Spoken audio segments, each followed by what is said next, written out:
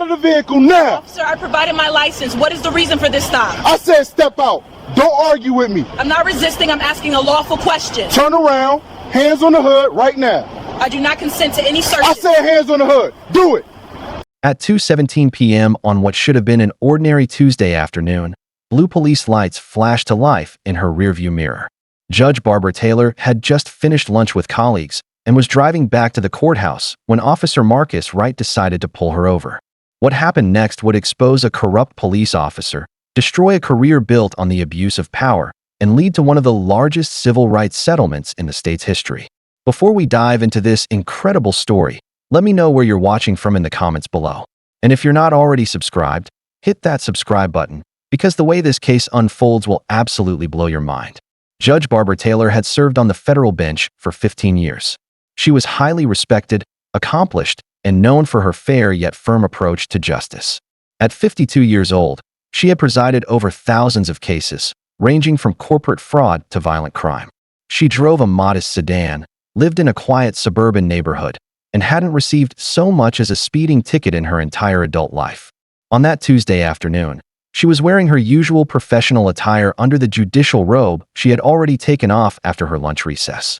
There was nothing erratic or suspicious about her driving. She was traveling 5 miles below the speed limit, using her turn signals, and obeying all traffic laws. But none of that mattered to Officer Wright. Wright had been with the police department for 8 years. On paper, he looked like a decent cop, with commendations and positive performance reviews. But what his superiors didn't know, or perhaps chose to ignore, was that Wright had developed a disturbing pattern of misconduct. He seemed to take a particular pleasure in humiliating people who were more accomplished than him. When Wright saw Judge Taylor driving her sedan through the downtown area, something triggered his predatory instincts. Maybe it was her confident posture, her professional appearance, or simply the fact that she was a successful-looking black woman. Whatever the reason, he made a decision that would come to haunt him for the rest of his life. The traffic stop started out looking routine. Wright approached her driver's side window with his hand resting on his weapon, a move that immediately struck Judge Taylor as aggressive and unnecessary. She had handled enough criminal cases to recognize when an officer was looking for trouble, not just doing their job. Wright demanded her license and registration without explaining why he had stopped her. Judge Taylor calmly provided both documents while asking what violation she had committed. Wright ignored her question and walked back to his patrol car, leaving her sitting there. He let her sit there for nearly 20 minutes. During those 20 minutes, Wright ran her information through every database he could access. He was looking for anything, any excuse to escalate the situation. An outstanding warrant, an unpaid ticket, a suspended license, anything that would give him leverage over this woman who was clearly, in his mind, too sure of herself. But Judge Taylor's record was spotless. No warrants, no unpaid fines, no traffic violations, nothing. Her license was current, her registration was valid, and her insurance was up to date. Frustrated, Wright wasn't ready to give up. When he returned to her car, his demeanor had changed. He was more aggressive, more confrontational. He ordered her to step out of the vehicle. Judge Taylor asked why, stating that she had provided everything he requested. She had provided the requested documents and had not committed any traffic violations. Wright raised his voice, repeating his command. Judge Taylor complied, but she also did something that would prove to be crucial. She activated the audio recorder on her cell phone, which was still sitting in the cup holder of her car. Everything that happened next was captured in crystal clear audio. Wright ordered her to place her hands on the hood of the car. Again, Judge Taylor asked what violation had prompted the stop. Wright told her to shut up and do as she was told.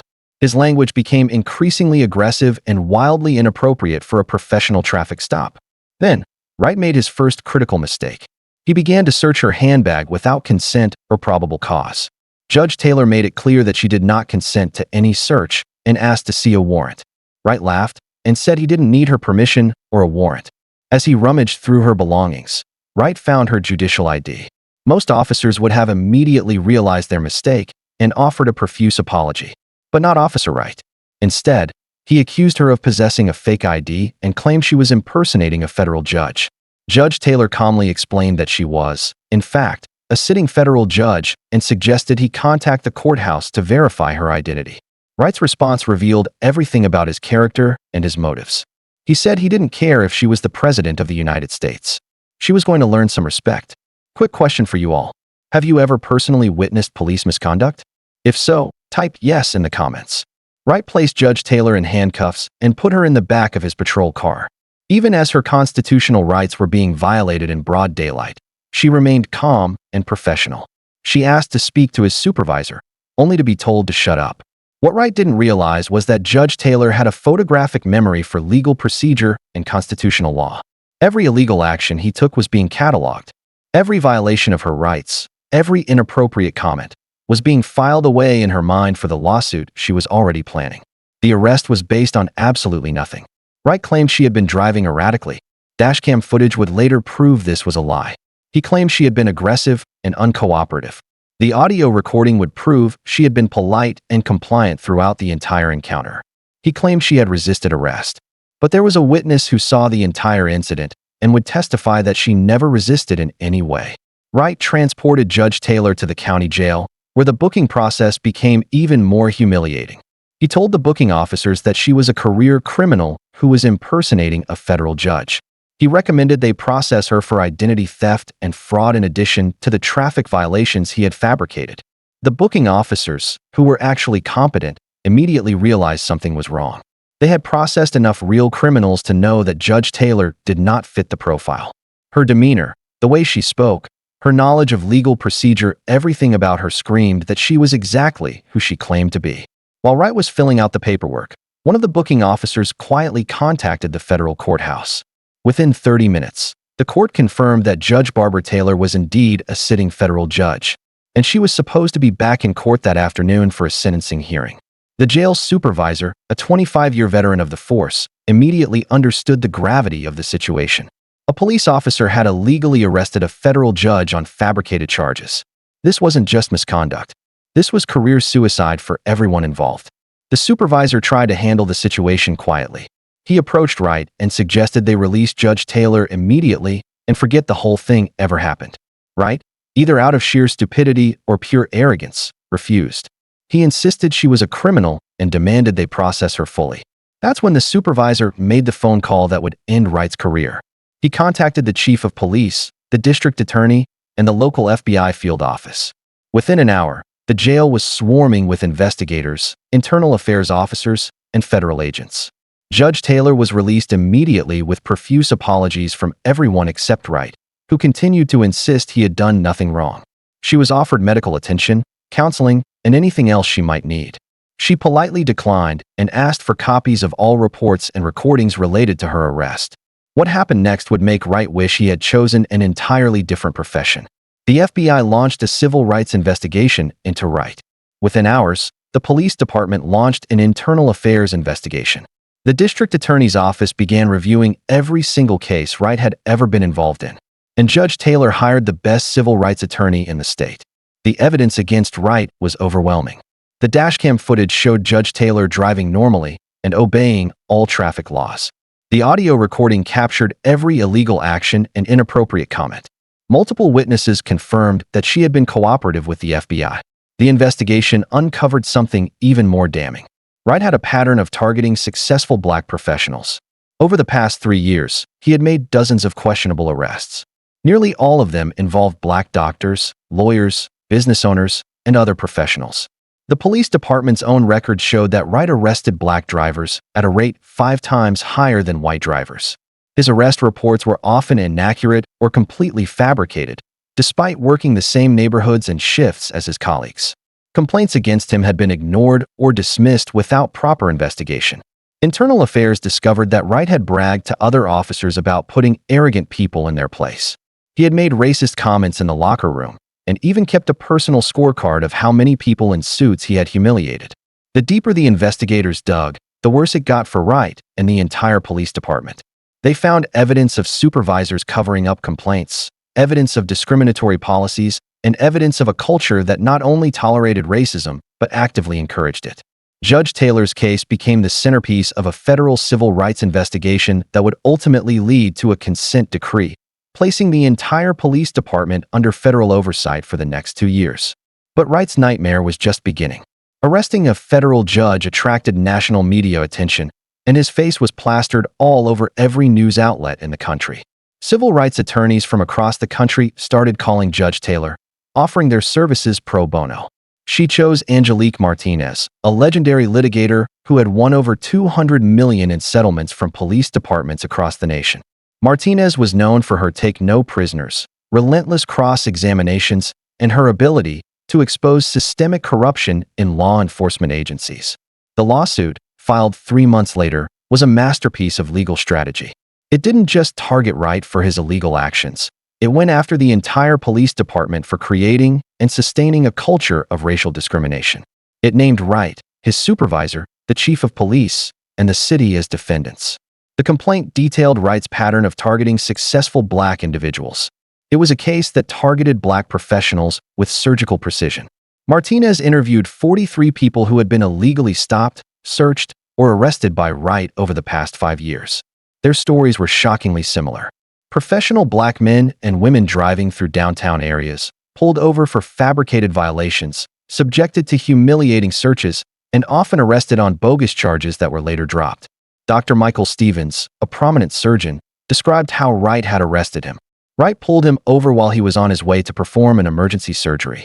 Wright forced him to stand in the rain for over an hour while he searched his BMW, causing Dr. Stevens to miss the surgery and potentially endanger a patient's life. Sarah Johnson, an attorney, told the story of how Wright arrested her in front of her children after she questioned why he was searching her vehicle during a routine traffic stop. She spent 6 hours in jail before the charges were mysteriously dropped. David Chun, a business owner, described how Wright handcuffed him outside his own restaurant, claiming he looked suspicious walking around the building. Chun had been checking on his property after closing, something he had done every night for 15 years. The pattern was undeniable, and Martinez used it to build an ironclad case not just against Wright, but against the entire system that had protected and enabled him for years. Wright's legal defense was a disaster from the start. His attorney tried to argue that he had been following proper police procedure and that Judge Taylor had been uncooperative. That strategy fell apart in minutes when Martinez played the audio recording of the entire encounter. The jury clearly heard Wright's voice saying he didn't care if she was the President of the United States. They heard him searching her belongings without consent. They heard him making inappropriate comments about putting her in her place. They heard him fabricating charges and lying to the jail staff. Wright's attorney then tried to claim the arrest was a good faith mistake, that Wright genuinely believed Judge Taylor was impersonating a federal judge. That argument also collapsed when Martinez presented evidence that Wright had access to multiple databases that would have instantly confirmed her identity. But Martinez wasn't content with just proving Wright's guilt. She wanted to expose the entire corrupt system that had allowed him to operate with impunity for years. During discovery, she uncovered internal emails showing that supervisors knew about the complaints against Wright but chose to ignore them. One particularly damning email from Wright's sergeant read, "Wright knows how to handle the troublemakers in our district. Sometimes you have to let these people know who's boss." Another email from a lieutenant discussed reassigning Wright to an area with more activity, which was code for a neighborhood with a higher black population. The police department's own training records showed that Wright had been written up multiple times for excessive force and improper arrest procedures, but had never faced serious disciplinary action. His personnel file contained 19 citizen complaints, all of which had been dismissed without a proper investigation. Martinez also discovered that the department had an unofficial quota system that rewarded officers for making arrests in certain neighborhoods. Wright consistently led the department in arrest numbers, which earned him praise from supervisors who cared more about statistics than constitutional rights. The trial, which lasted 6 weeks, became a media sensation.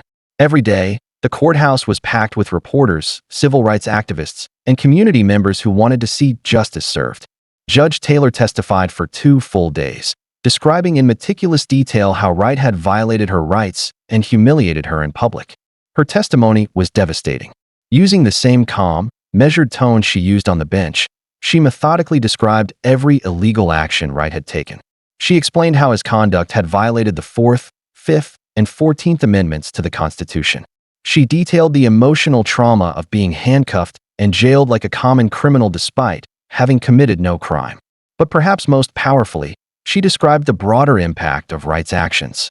She explained how his behavior eroded public trust in law enforcement and made it harder for other officers to do their jobs effectively.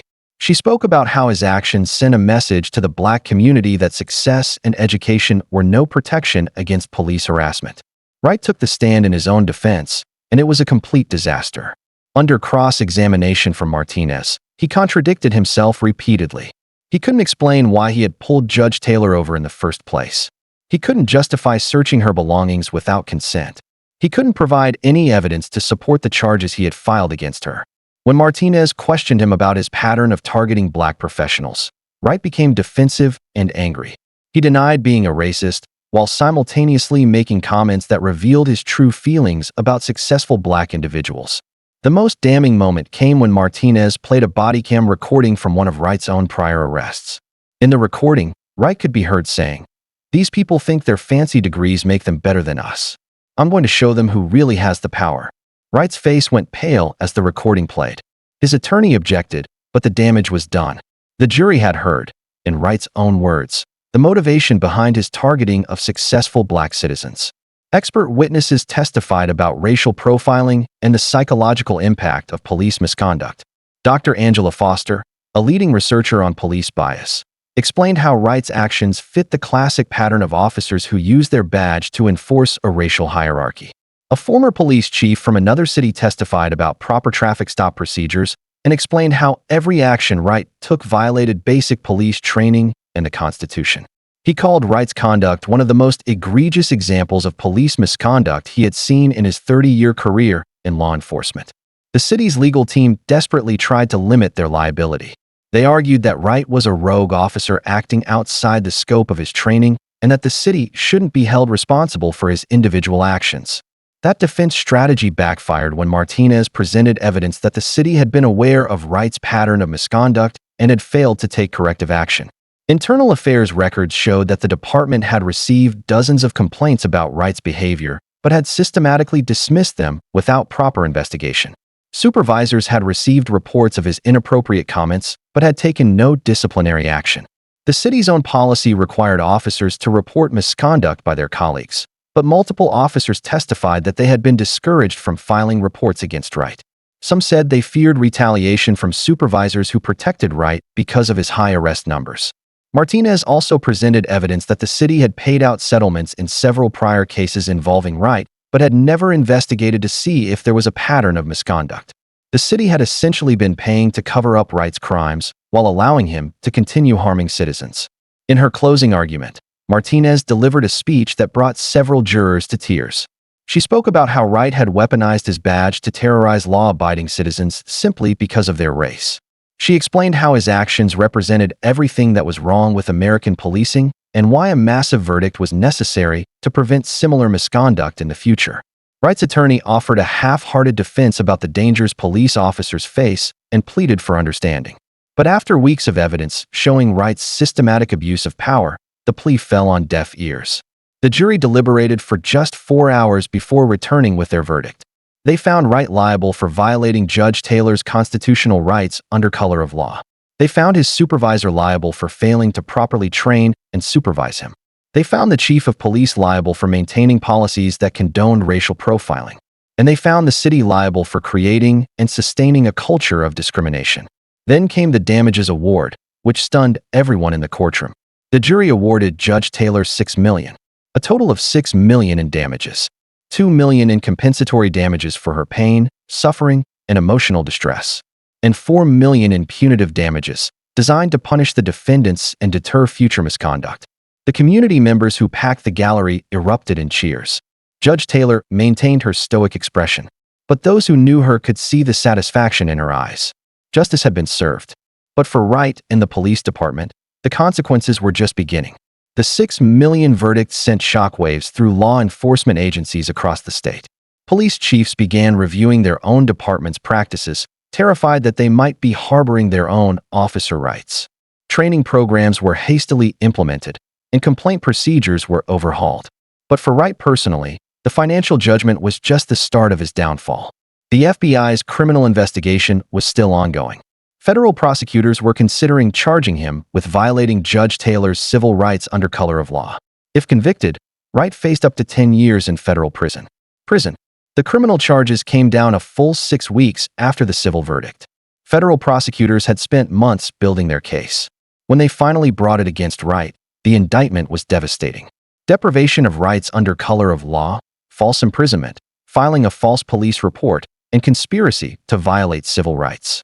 Each count carried significant prison time. Wright's world collapsed overnight. His police pension was suspended pending the outcome of the criminal case. His wife filed for divorce, taking their 2 children to live with her parents on the other side of the country. He couldn't make his mortgage payments without his police salary, and his house went into foreclosure. The media attention was relentless. Wright's mugshot appeared in every news outlet in the country. His name became synonymous with police corruption and racial bias. During his arraignment, protesters gathered outside the courthouse, demanding the maximum sentence for everyone involved. But it wasn't just Wright who faced consequences. His supervisor, Sergeant David Walsh, was also indicted for conspiracy and deliberate indifference to the violation of civil rights. Prosecutors argued that Walsh had knowingly ignored the complaints against Wright and had actually encouraged his discriminatory behavior through reassignments and positive evaluations.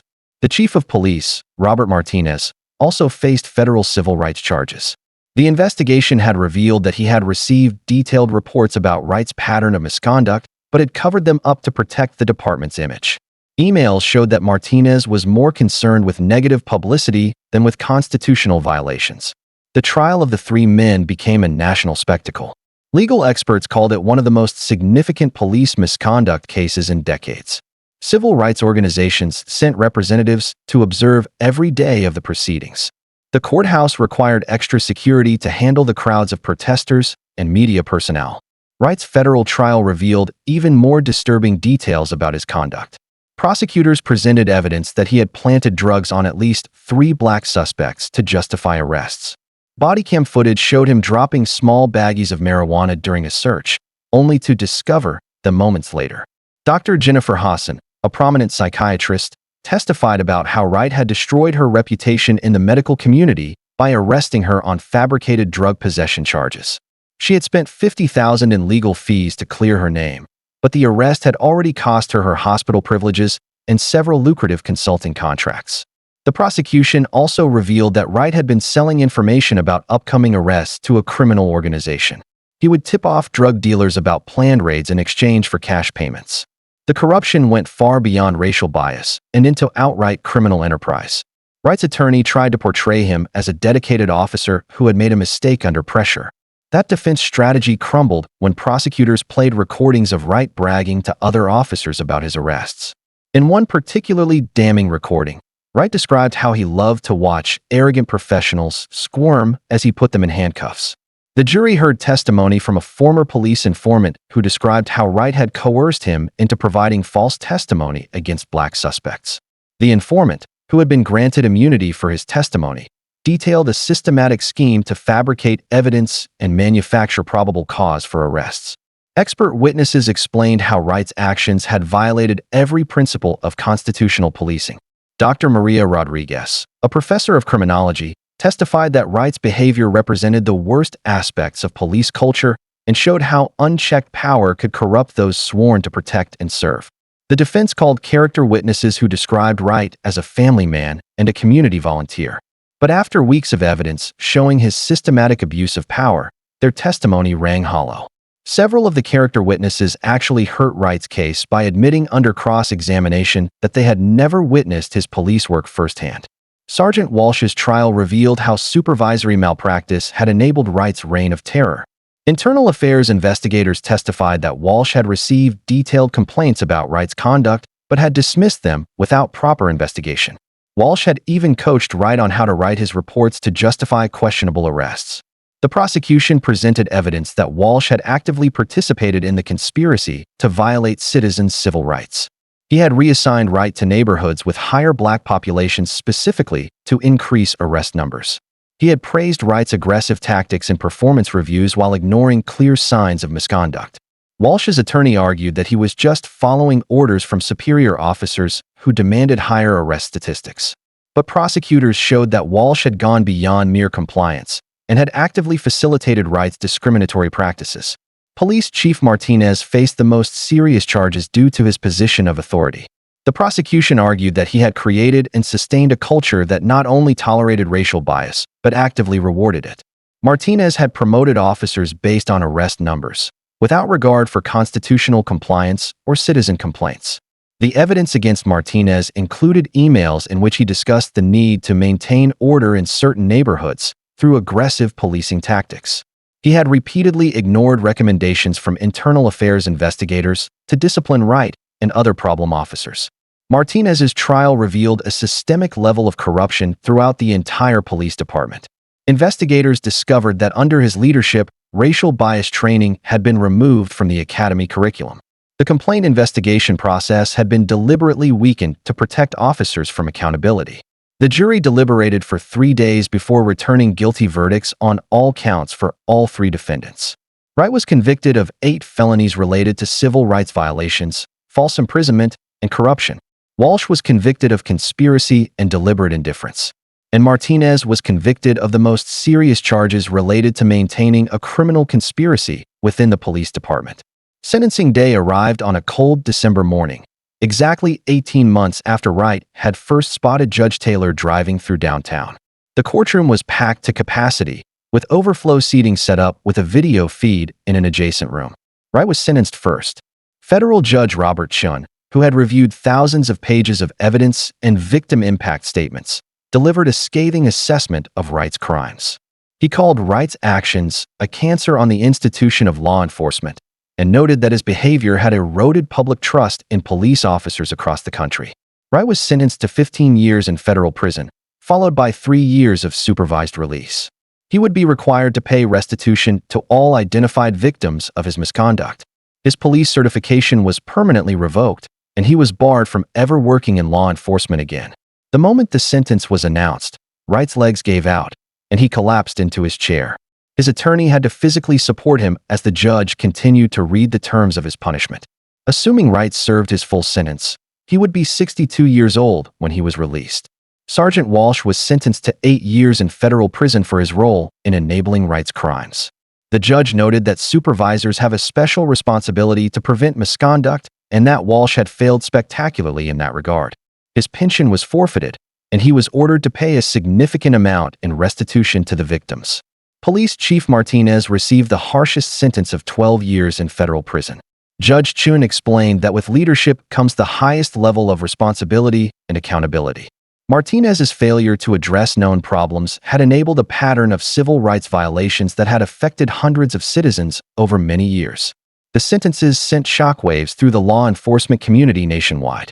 Police chiefs began immediately reforming their complaint investigation processes and bias training programs. The fear of federal prosecution for civil rights violations became a powerful motivator for departments to take misconduct seriously. But the consequences extended far beyond the 3 defendants. The entire police department was placed under federal oversight through a consent decree that would last for at least 10 years. Every policy, training program, and disciplinary procedure would be subject to federal approval and monitoring. The city was forced to pay out an additional $42 million in settlements to other victims of Wright's misconduct who had come forward after the prosecutions. These settlements included doctors, lawyers, teachers, business owners, and other professionals who had been targeted solely because of their race and their success. Judge Taylor used the media attention to advocate for broader police reform. She testified before the United States Congress about the need for federal legislation to address systemic bias in law enforcement. Her powerful testimony, delivered in the same calm, measured tone she had used during her own trial, helped build momentum for significant policy changes. The police academy was completely restructured under federal oversight. New recruits were required to complete extensive bias training and community engagement programs. Veteran officers had to undergo retraining or face termination. The culture of the department slowly began to change as problem officers were purged and replaced with community-oriented professionals. Wright's former colleagues distanced themselves from him as quickly as possible. Officers who had once laughed at his inappropriate jokes now claimed they had always been uncomfortable with his behavior. The blue wall of silence that had protected him for years crumbled as officers faced federal scrutiny of their own conduct. The case became a landmark precedent for civil rights litigation against police departments. Law schools began teaching Judge Taylor versus Wright as an example of how individual misconduct can expose systemic problems and lead to massive municipal liability. Wright's family paid a heavy price for his crimes. His children faced harassment at school and had to change their names to escape the stigma. His ex-wife struggled to find work due to her association with his case. The ripple effects of his actions had destroyed multiple families beyond just his victims. From his federal prison cell, Wright watched as his former department underwent a complete transformation. New leadership, new policies, new training, and new accountability measures were implemented. The culture in which he had thrived was being systematically dismantled and replaced with the principles of true community policing. The FBI's investigation expanded to other police departments after it was discovered that Wright's misconduct was part of a broader pattern of civil rights violations across multiple jurisdictions. Federal prosecutors opened investigations in 6 other cities, leading to more indictments and consent decrees.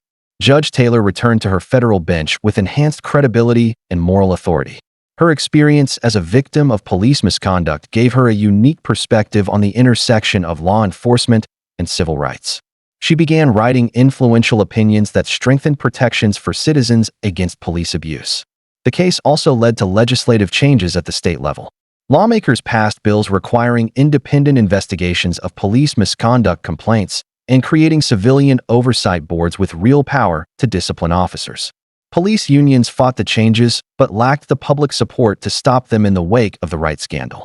The community's trust in law enforcement, which had been so badly damaged by Wright's actions, began to slowly rebuild under the new leadership.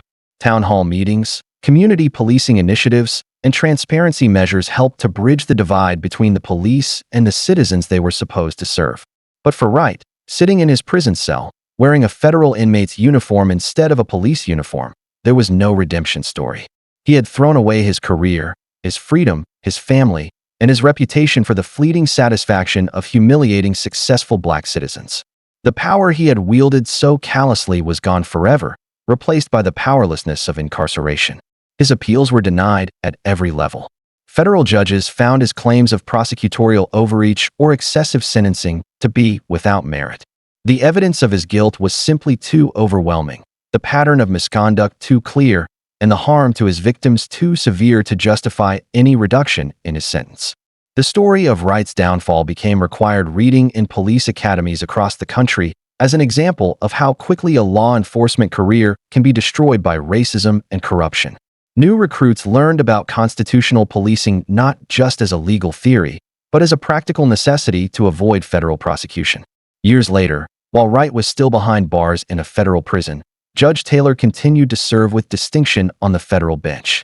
She had transformed her traumatic experience into a force for positive change that would protect countless future victims from enduring what she had on that Tuesday afternoon. The intersection where Wright had first spotted Judge Taylor driving became a symbol of how one fateful moment could change the course of multiple lives forever. His choice to target her because of her race and apparent success had seemed to him like just another routine act of harassment. Instead, it became the beginning of the end for everything he thought he had built. Wright's choice to pull Judge Taylor over on that Tuesday afternoon cost him everything. His 15-year prison sentence, his ruined family, his lost pension, and his permanent disgrace all stemmed from the moment he decided a successful black woman needed to be put in her place. For years, he had wielded his badge like a weapon, terrorizing innocent citizens while his department looked the other way. Judge Taylor's 6 million victory sent a clear message. Officers who abuse their power will be held accountable. Her courage to fight back exposed an entire corrupt system and changed the way police misconduct is investigated and prosecuted. Wright learned the hard way that in the age of smartphones and federal oversight, racism has consequences, and it's a price some people simply can't afford to pay. The blue lights that flashed in Judge Taylor's rearview mirror that day didn't just signal a traffic stop. They signaled the beginning of the end for a corrupt cop who thought he was above the law. Justice was served. But the work of rebuilding trust between the community and law enforcement continues every single day. This case was intense, but this one on the right is even crazier.